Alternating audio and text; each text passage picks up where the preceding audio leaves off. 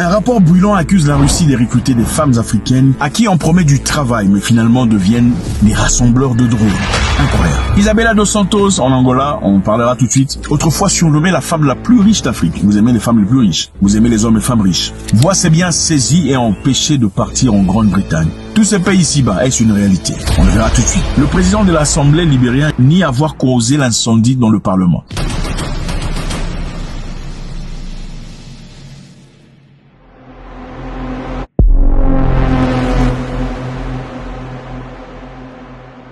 Ok, il y a une série de rapports très intéressants que je voulu partager avec vous. Il y a des rapports, vous savez, pendant qu'il y a la guerre entre la Russie et l'Europe, beaucoup de rapports sortent. Et ces rapports sont quelquefois biaisés, et souvent pas du tout.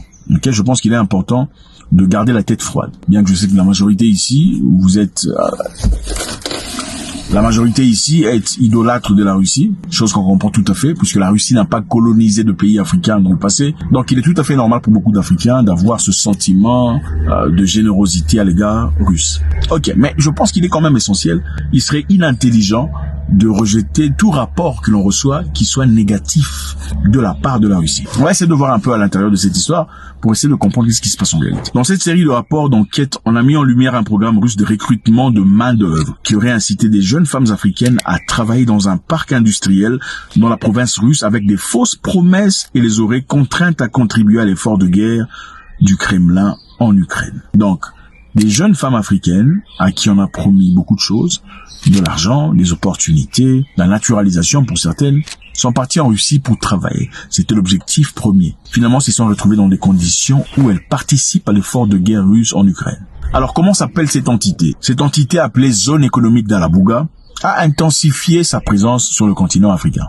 Les représentants d'Alabouga se sont récemment rendus en Sierra Leone, en Zambie, à Madagascar, signant des mémorandums de coopération avec des organisations locales, malgré les informations faisant état des pratiques des recrutements trompeuses et d'actions syndicales douteuses. Donc, le simple fait que vous aimiez la Russie ne veut pas dire que la Russie ne peut pas faire des choses que vous n'aimerez pas voir.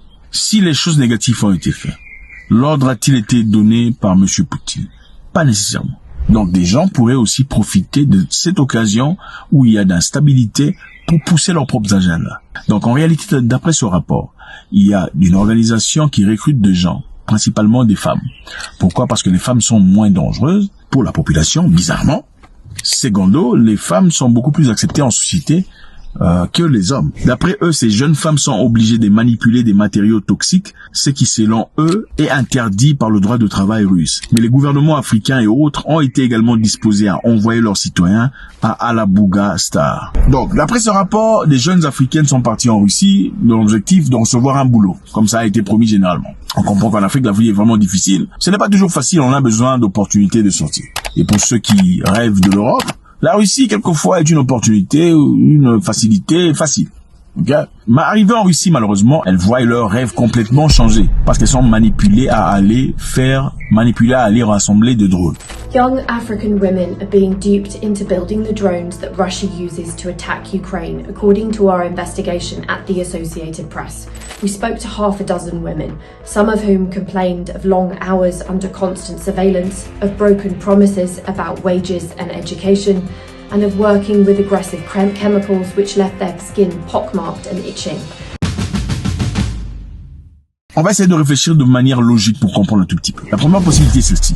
Elles étaient parties pour faire du travail. Un travail bien élaboré. Mais arrivées là-bas, on leur a conduit à participer à l'effort de guerre, c'est-à-dire à travailler dans des entreprises d'armement. C'est la première possibilité. La deuxième possibilité est celle-ci. Elles sont parties volontairement dans l'objectif de travail. Un travail qui n'a pas été précisé. Et finalement, comme naturellement la Russie est en guerre, elles se sont retrouvées à rassembler des pièces de drone pour aller faire la guerre. Dans les deux cas, y a-t-il un mal? Oui. Premièrement, il y aurait un mal si elles sont parties en Russie connaissant le travail précis qu'elles le feraient. Et ce travail est autre que le travail lié à la guerre. Là, on pourrait dire que c'est mal. Mais si elles sont parties sachant qu'on leur a promis du travail, sans essentiellement préciser, parce qu'on sait généralement, on te promet du travail, on dit j'ai du travail pour toi, tu dis oui. Mais quand tu arrives, c'est un travail qui peut-être va à l'encontre de tes normes. À qui la faute? C'est ta faute à toi pour n'avoir pas posé la question de savoir ou n'avoir pas demandé de précision par rapport au travail dans lequel tu seras submergé. Alors, la Russie a-t-elle tort de recruter des gens, si elle le fait, pour les envoyer rassembler des drones? Point d'interrogation, je voudrais savoir de votre part. La deuxième chose est celle-ci. Nous savons que beaucoup de personnes subissent des choses en Ukraine qu'ils ne méritent pas. Ces femmes sont-elles obligées de sympathiser avec l'Ukraine? Point d'interrogation. Alors, ce rapport est-il vrai ou c'est de la manipulation pour simplement salir la réputation de la Russie? À vous de me faire savoir.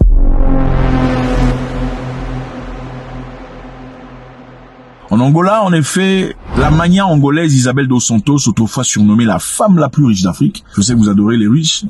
Il pèse 5 millions. Il pèse 4 milliards de francs CFA. Il faut arrêter ces bêtises-là.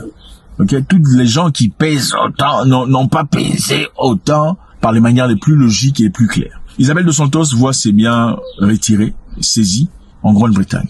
La femme la plus riche d'Afrique, autrefois, aujourd'hui, traverse des moments complètement difficiles.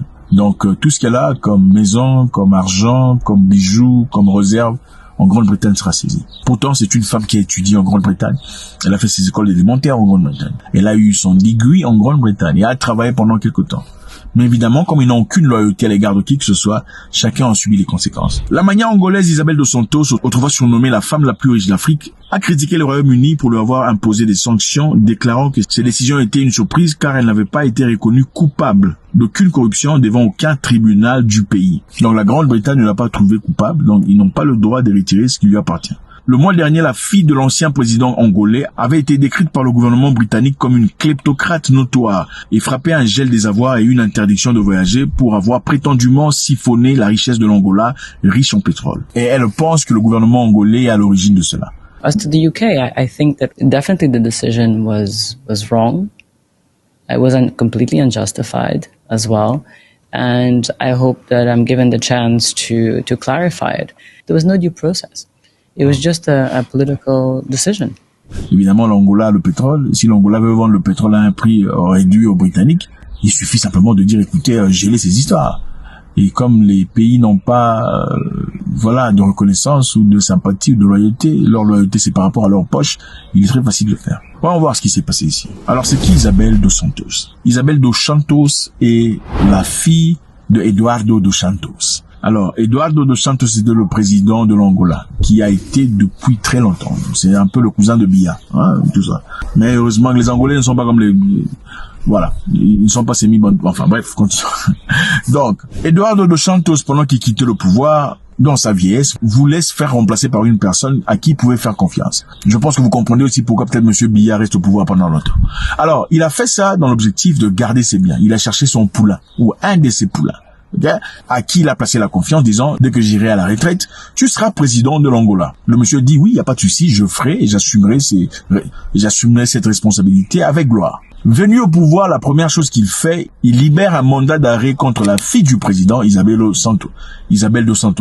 Et après ça, il arrête aussi le fils du président, le jette en prison pour avoir volé un montant estimé à 500 millions de dollars qu'il avait transféré dans son compte personnel bancaire. Isabela dos Santos a étudié en Angleterre. Elle a commencé à travailler après l'obtention de son degree, mais après a dit, bon, écoute, moi, je veux être entrepreneur, je veux pas continuer à vivre ici dans le froid. Elle est rentrée en Afrique. Arrivée en Angola, elle est devenue mania dans la télécommunication, mania dans l'hôtellerie, mania dans la technologie, mania dans le pétrole et dans beaucoup d'autres choses. On estime qu'elle a volé plus de 2 milliards de dollars. Alors, la première question qu'on pose est celle-ci. Le président actuel, qui a arrêté les enfants du président précédent, qui lui a placé au pouvoir, est-il un ingrat notoire pour avoir fait ça d'une personne qui lui a donné une possibilité qu'il n'aurait jamais pu rêver dans la vie? Ou c'est une personne correcte, car il est en train de soutenir ou de représenter les intérêts en réalité des Angolais? Est-il un ingrat notoire ou une personne correcte parce qu'il veut rectifier les erreurs du passé? Secondo, l'Angleterre a-t-il droit de vouloir garder l'argent et les biens, friser les assets d'une personne angolaise sous prétexte qu'elle a volé de l'Angola? Depuis quand l'Angleterre s'inquiète pour l'Angola? Ils ont envoyé combien de millions de dollars aux Angolais qui sont en souffrance? Point d'interrogation. La réalité est celle-ci, l'Angleterre, dans ses habitudes, a tendance à friser les biens d'autrui. Ils ont fait ça avec la Russie. Il y a beaucoup d'argent russe qui est frisé en Grande-Bretagne. Il y a beaucoup d'argent de Venezuela qui est frisé en Grande-Bretagne. Il y a de l'or d'autres pays qui est frisé en Grande-Bretagne. Donc c'est facile quand vous frisez les histoires de gens, vous pouvez facilement gaspiller sans qu'il y ait de rapport avec tout le bazar.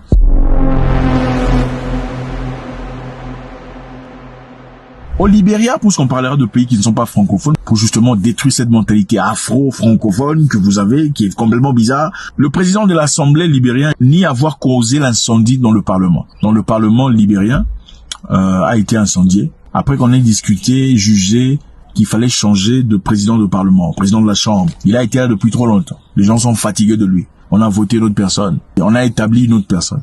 Et cette personne-là, la première, malheureusement, le jour d'après, il y a eu incendie au Parlement.